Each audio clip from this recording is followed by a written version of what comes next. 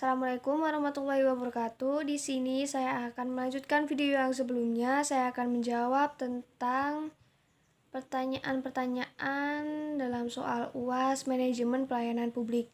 Yang pertama, aspek dinamika pelayanan yang timbul dari adanya layanan yang ada. Aspek ini meliputi sarana dan prasarana.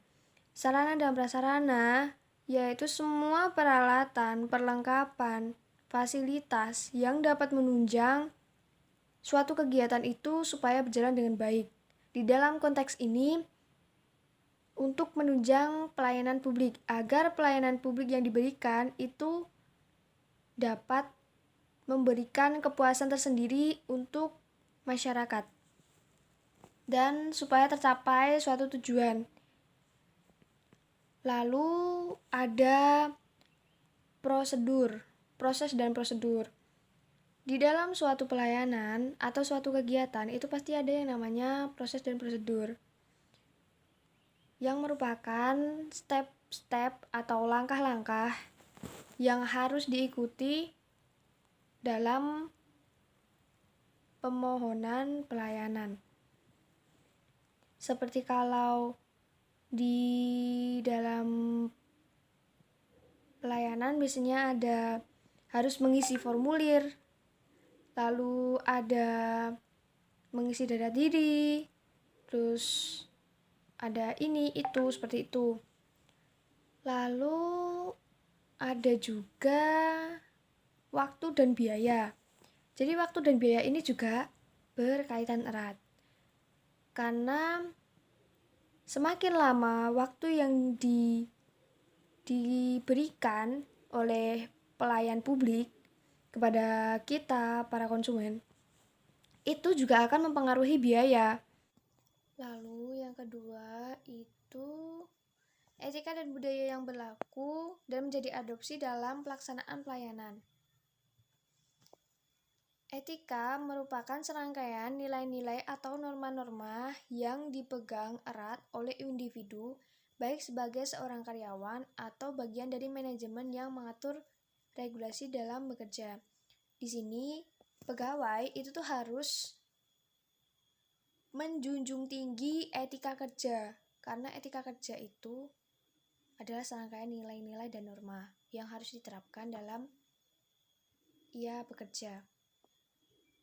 Dan untuk budaya ini ada bermacam-macam, seperti budaya kejujuran, budaya ketertiban, budaya tepat waktu, seperti itu. Jadi jika di dalam suatu kantor itu memiliki budaya yang jujur, budaya tertib, dan budaya tepat waktu, itu akan membuat masyarakat itu menjadi percaya kepada kantor tersebut karena mereka memiliki budaya yang bagus. Lalu pertanyaan yang ketiga, bagaimana sikap dan sifat layanan jika dikaitkan dengan konsep layanan yang berorientasi pelanggan? Sikap dan sifat itu harus dijunjung tinggi, apalagi dalam memberikan pelayanan publik kepada masyarakat.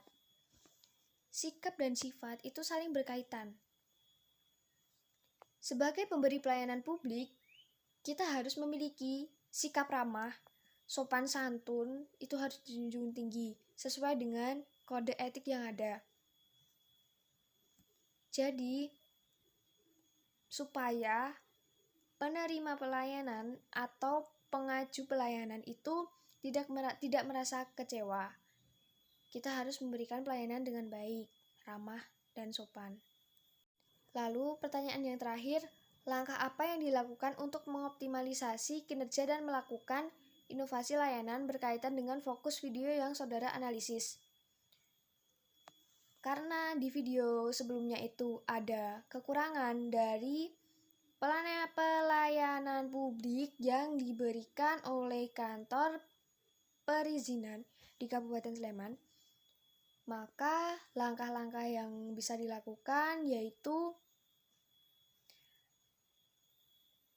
memberikan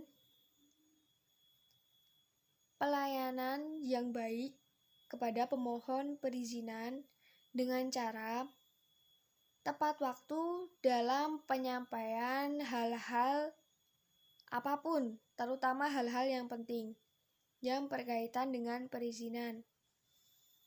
Lalu, sarana dan prasarana juga harus ditingkatkan supaya pelayanan publik yang dilakukan itu dapat berjalan dengan baik, karena sarana dan prasarana itu menunjang semua kegiatan yang akan dilaksanakan.